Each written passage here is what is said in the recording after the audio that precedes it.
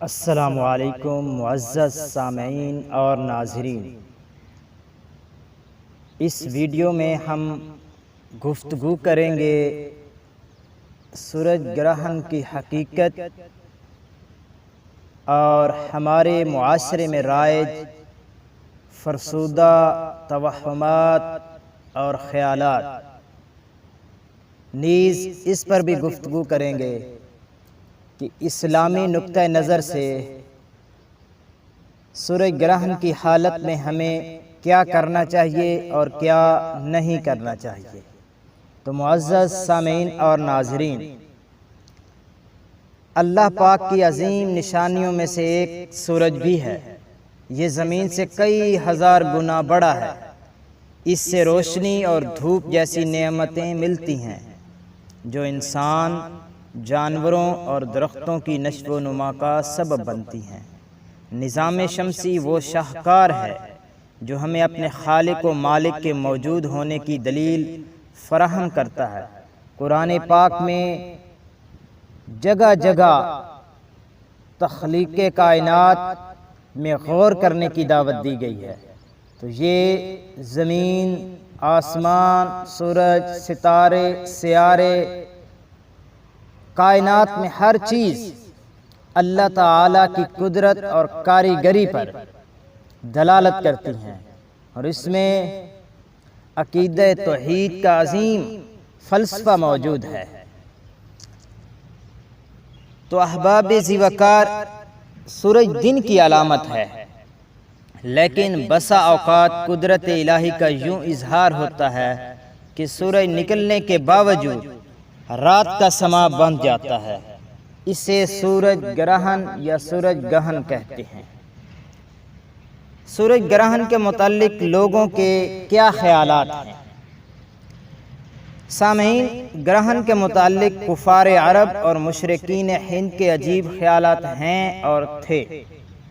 کفار عرب کہتے تھے کہ کسی برے آدمی کی پیدائش یا اچھے آدمی کی وفات پر گرہن لگتا ہے۔ مشرکین ہند کا عقیدہ ہے کہ چاند اور سورج پہلے انسان تھے، انہوں نے بھنگیوں اور چماروں سے کچھ قرض لیا اور ادا نہ کیا، اس سزا میں انہیں گرہن لگتا ہے۔ چنانچہ ہندو گرہن کے وقت بھنگیوں کو خیرات دیتے ہیں، اور مانگنے والے بھنگی بھی کہتے ہیں کہ سورج مہاراج کا قرض چکاؤ۔ اسلام کا ان لغویات سے کوئی تعلق نہیں۔ اسلام ہمیں تعلیم دیتا ہے کہ اللہ کی قدرت کی نشانیاں ہیں، وہ جب چاہے سورج کو نورانی کر دے اور جب چاہے ان کا نور چھین لے۔ سامعین، عہد رسالت مآب میں جب سورج گرہن ہوا تو کیا ہوا، اس پر گفتگو کرتے ہیں۔ جب دنیا کے نقشے پر اسلام کی انقلابی دعوت ابھری تو اللہ پاک کے پیارے حبیب صلی اللہ تعالی علیہ وآلہ وسلم نے سورج اور چاند گرہن کے بارے میں ان توہمات کو ختم کیا۔ جس دن آپ صلی اللہ تعالی علیہ وآلہ وسلم کے پیارے صاحبزادے حضرت ابراہیم رضی اللہ تعالی عنہ انتقال فرما گئے، اسی دن سورج میں گرہن لگا۔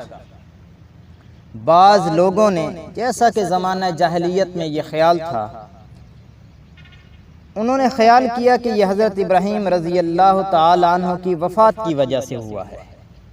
چنانچہ حضور اکرم صلی اللہ تعالی علیہ وآلہ وسلم نے لوگوں کو سورج گرہن کی نماز پڑھانے کے بعد خطبہ دیتے ہوئے ارشاد فرمایا، سورج اور چاند اللہ پاک کی نشانیوں میں سے دو نشانیاں ہیں، انہیں گرہن کسی کی موت اور زندگی کی وجہ سے نہیں لگتا، پس جب تم اسے دیکھو تو اللہ پاک کو یاد کرو، اس کی بڑائی بیان کرو، نماز پڑھو اور صدقہ دو۔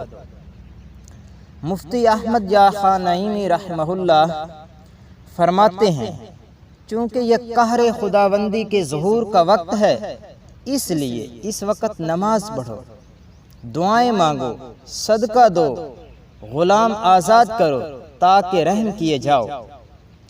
سورج گرہن سے جڑی ہمارے معاشرے میں چند غلط فہمیاں۔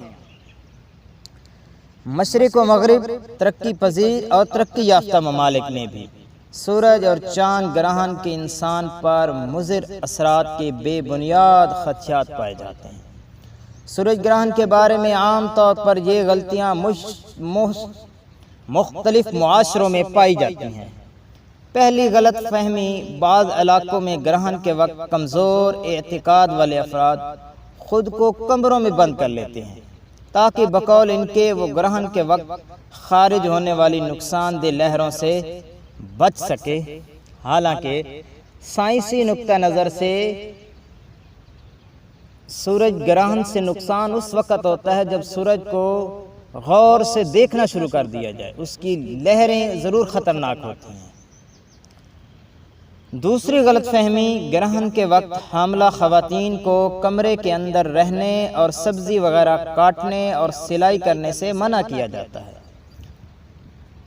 ایک مغربی ملک میں رہنے والی دنیاوی تعلیم یافتہ خاتون سورج گرہن سے چند روز پہلے سخت پریشان تھی کیونکہ اس کے ہاں پہلے بچے کی ولادت ہونے والی تھی۔ بچے پر سورج گرہن کے ممکنہ اثرات کا خوف اسے بھی لاحق تھا۔ اس نے بچے کو گرہن کے مضر اثرات سے بچانے کے لیے اپنے ڈاکٹر کو فون کیا کہ آیا اس کی قبل از وقت ولادت ممکن ہے؟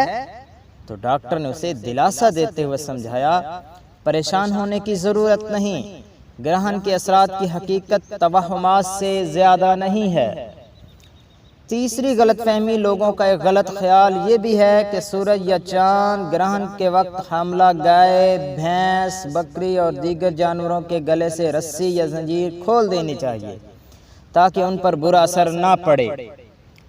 چوتھی غلط فہمی، کئی مشرقی ملکوں میں علم نجوم کے ماہرین سورج گرہن سے منسلک پیش گوئیاں کرتے ہیں جن میں کسی تباہی یا نقصان کی نشاندہی کی جاتی ہے، مثلاً چوری، اغوا، قتل و غارت، خودکشیاں اور تشدد کے واقعات، بالخصوص خواتین کی اموات میں اضافہ، لاقانونیت، بے انصافی، ظالم حکمران کا تسلط وغیرہ کے واقعات کثرت سے ہونے کی پیشگوئی کی جاتی ہے۔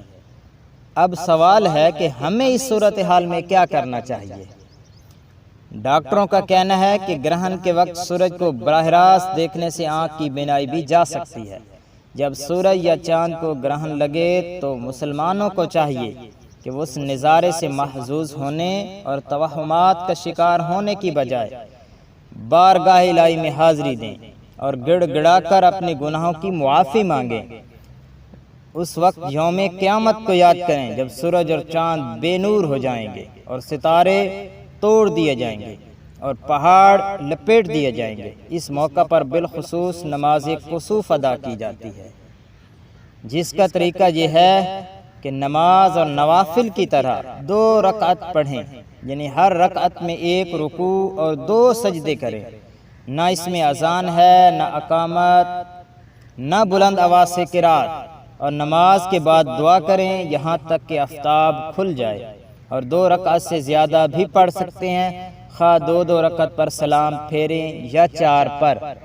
ہاں، اس میں قرات لمبی کی جائے، رکوع و سجود بھی لمبے لمبے کیے جائیں۔ امام اہل سنت امام احمد رضا خان بریلوی رحمۃ اللہ تعالی علیہ فرماتے ہیں، اگر سورج گرہن عصر کے بعد یا نصف النہار کے وقت لگے تو لوگ دعا کریں گے اور نماز نہیں پڑھیں گے، اس وجہ سے کہ ان 2 وقتوں میں نفل پڑھنا مکروہ ہے۔ لہٰذا جب سورج گرہن ہو تو نماز کسوف ادا کیجیے کہ یہ نماز سنت مؤکدہ ہے۔ جہاں جہاں سورج گرہن ہو، وقت کا حساب لگا کر اپنے اپنے ملکوں میں سورج گرہن کی نماز باجماعت ادا کیجیے۔